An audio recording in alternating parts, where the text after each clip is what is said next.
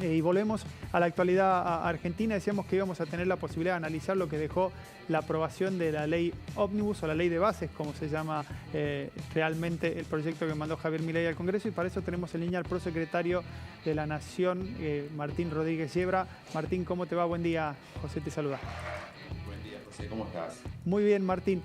Primer análisis de lo que dejó la aprobación en general de la ley ómnibus y lo que se viene para ahora, que creo que es la batalla punto por punto, ¿no?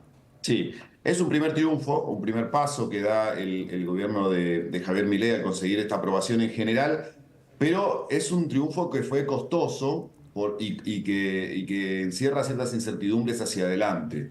Le llevó 3 días de discusión en el recinto y tuvo que postergar hasta la semana que viene el tratamiento de los artículos, que es donde estaba más trabado el proyecto. Lo consigue este triunfo en la votación en general con apoyo del radicalismo, del PRO y del bloque que conduce Pichetto, pero con algunas deserciones que también abren alguna señal de alarma. Y tenemos que ver si pasan algunos de los artículos que todavía están en discusión. Por ejemplo, la magnitud que va a tener la delegación respecto de las posibilidades que tendrá Milei de privatizar empresas públicas. ¿Qué va a pasar con el impuesto país que los gobernadores están reclamando que se coparticipe?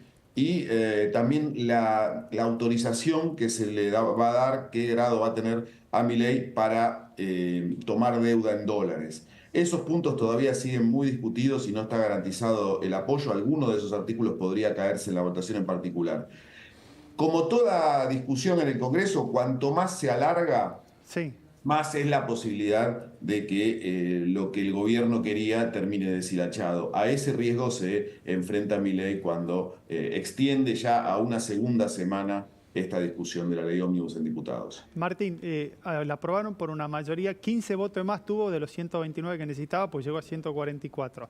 Pero el tema es que cualquiera de los bloques medianos, por ejemplo, si Pichetto logra que todo su bloque no vote a favor de algún artículo, ese artículo se cae. Entonces, es medio engañosa esa holgada diferencia que obtuvo la votación en general. Sí, por eso mismo que vos decís, el radicalismo también podría unirse y decir no vamos a apoyar este artículo y el artículo se cae. Está sujeto a, bueno, a una negociación muy delicada porque no tiene mayoría. Pensemos que esos 144 votos los consigue con un bloque de 40. Claro. Entonces, por un lado eso se puede considerar un triunfo y sí, claro, metió una reforma que, aunque todavía no sabemos exactamente cómo va a quedar, pero que ronda los 400 artículos con un bloque de apenas 40 diputados sobre 257. Pero en esa negociación tuvo que ceder casi la mitad de la ley. Y después viene una segunda etapa, que es el Senado. Y ahí es interesante analizar algunos de los votos de ayer, porque pueden encender algunas alarmas sobre si en el Senado va a tener o no la mayoría. El gobierno no hizo lo que suelen hacer los gobiernos en estas circunstancias, que es espejar la negociación entre diputados y el Senado. O sea, negocia con diputados y senadores al mismo tiempo para que una vez que sale la ley en diputados, en el Senado sea un trámite. No se modifique el texto, nada, porque si no tiene que volver a la Cámara de Diputados. Exacto, y ya tenés más o menos los acuerdos garantizados.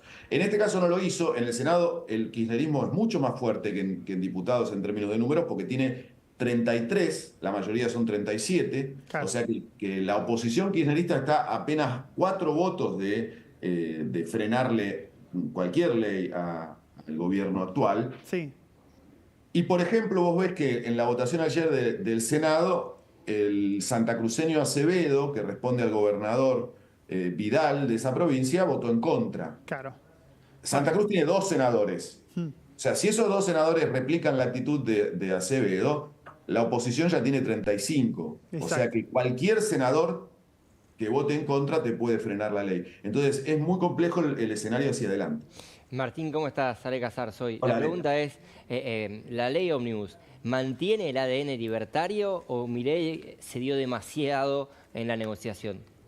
Mira, para mí lo más relevante de todo lo que tuvo que ceder tiene que ver con lo urgente. Que era Milei justamente había lo que quería incluido, aprobar. ¿eh? Que era justamente lo que quería aprobar. Por lo menos lo que necesitaba más rápidamente. Vos fijate que la ley era era un poco un pasticho de cosas, pero tenía un montón de reformas que eran ese espíritu que vos decís de más revolucionario, si se quiere, de hacer un cambio general de la matriz económica argentina. Y después tenía un capítulo que era el de las urgencias, que no tenía nada de libertario, por lo menos de lo que Milei había proclamado en la campaña, cuando decía que se cortaba un brazo antes de aumentar un impuesto. Ese capítulo de los impuestos, que era el que le va a permitir tener herramientas para llegar al déficit cero que proclama, lo borró completamente. Entonces creo que ahí hay una primera parte de la ley que la desvirtúa de lo que era al principio, y después de lo que son las reformas estructurales fue cediendo un poquito en cada lado. Yo creo que algo del espíritu de lo que Milei buscaba, de la desburocratización y de cambios estructurales, está incluido en la ley. Otras partes quedaron en el camino. Algunos de los capítulos están en el DNU, pero no rigen. Por ejemplo, la reforma laboral que fue por ahora frenada en la justicia. Entonces creo que no estamos ante una revolución, estamos ante una serie de cambios que se aprobaron todos juntos o que se están aprobando todos juntos y que le van a dar herramientas a Milei para empezar, para arrancar su gestión. Entonces creo que hay que, por ahí, bajarle el tono rimbombante que el gobierno le ha querido poner a esta discusión de que estábamos ante bueno, una vuelta absoluta de campana respecto de la historia argentina. Se está aprobando una ley, se está votando una herramienta, una hoja de ruta para un gobierno que recién empieza y que, como es lógico, está en minoría, tiene que ceder y tiene que negociar con los partidos de la oposición. Martín, ¿qué significa en partidos como la UCR que haya habido dos díscolos? ¿Esto pueden ser como la manzana que sigue pudriendo el cajón, lo que pasó, por ejemplo, con Manes? Mira, Manes se ha plantado y está construyendo una alternativa a la posición dialoguista que han tomado los principales gobernadores, o sea, todos los gobernadores, los 5 gobernadores que tiene el radicalismo, y ha sido coherente en su voto en la Cámara de Diputados. Creo que es una señal de alarma también para el gobierno, porque Manes podría tener algún espejo en el Senado. Cualquier senador radical que hiciera lo mismo que hizo Manes cuando esto se debata en la otra Cámara, puede ser un dolor de cabeza muy serio para el gobierno. Y yo creo que Manes lo que está haciendo es empezar a construir un espacio de oposición que conecte con una parte del electorado radical que no ve a su partido comulgando con un gobierno libertario. Por ahora es anecdótico, son solo 2 diputados, o sea, es Manes y el diputado que él peleó para poner en la lista de Horacio Rodríguez Larreta en su momento, o sea, alguien muy de su riñón, que es Pablo Juliano. Vamos a ver si eso prende. Yo creo que Manes está construyendo un camino y eso en el futuro puede ser algo o puede quedarse en la anécdota. Buen día, Martín. Melissa Reinhold por acá. Hola, ¿Qué Melissa. sucede de cara a la semana que viene con esto de que se habló demasiado de la coparticipación del impuesto país? Porque viene teniendo roces Milei con los gobernadores, se habla del desfinanciamiento. ¿Cómo sigue la historia? Los gobernadores insisten en que ese impuesto se tiene que coparticipar. Milei se ha plantado ante ellos, bueno, a través de sus negociadores, y dijo que ese tema está absolutamente clausurado. De hecho, retiró del proyecto de ley el artículo que aclaraba que el impuesto está vigente a lo largo de este año, que era una duda que quedaba en el camino y que la querían aclarar por ley. Y él retiró incluso ese artículo para que no esté abierta la discusión, si quiere, que se lo pudieran cambiar sobre tablas en la discusión en particular. Es un tema muy delicado porque, bueno, los gobernadores están viendo lo que hablábamos al principio, que cualquier bloque que se le retire de la votación de un artículo le hace caer ese artículo y eventualmente en el Senado le puede hacer caer la ley. Entonces hay una negociación abierta en la que los gobernadores empiezan a tener más capacidad de acción a medida que se extiende la discusión y la ley no sale. Entonces creo que es un tema que está abierto. Milei está plantado en que no lo va a aceptar. Es muchísimo dinero para el gobierno. Las provincias dicen, nosotros también necesitamos fondos para no caer en la quiebra, pero estamos hablando de una negociación política. O sea, Milei no tiene los votos asegurados para convertir esta ley y no se puede permitir un fracaso. Entonces, no me animaría a decir que al final del camino no va a terminar cediendo. Y Martín, se estima que puede ser una sesión como la que tuvimos esta semana de 3 días, sesión así tan extensa y maratónica, el debate punto por punto, porque en el medio incluso había algunos puntos que supuestamente no iban a estar, pero cuando se hizo la lectura ayer finalmente se terminaron incluyendo 3 artículos que parecían que no iban a estar, como ser el fondo de garantías. ¿Va a ser un debate donde se van a estar fijando hasta en una coma literal en cada uno de los más de 380 artículos?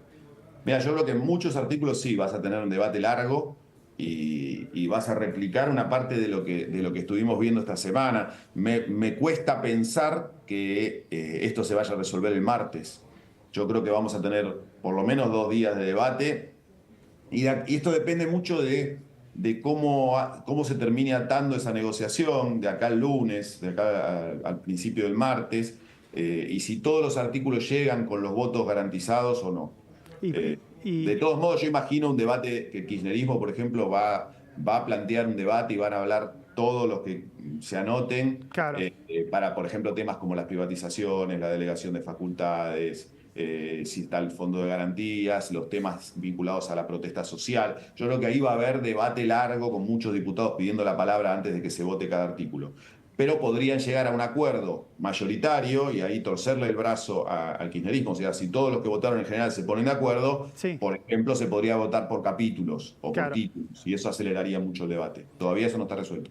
Martín, ¿se sabe si está confirmado negociaciones durante este fin de semana, encuentros formales, ya sea con gobernadores o con parlamentarios, para seguir delineando la letra chica, o va a ser todo debajo del radar para evitar cualquier tipo de complicación? Sí, hay conversaciones, pero no va a haber reuniones formales.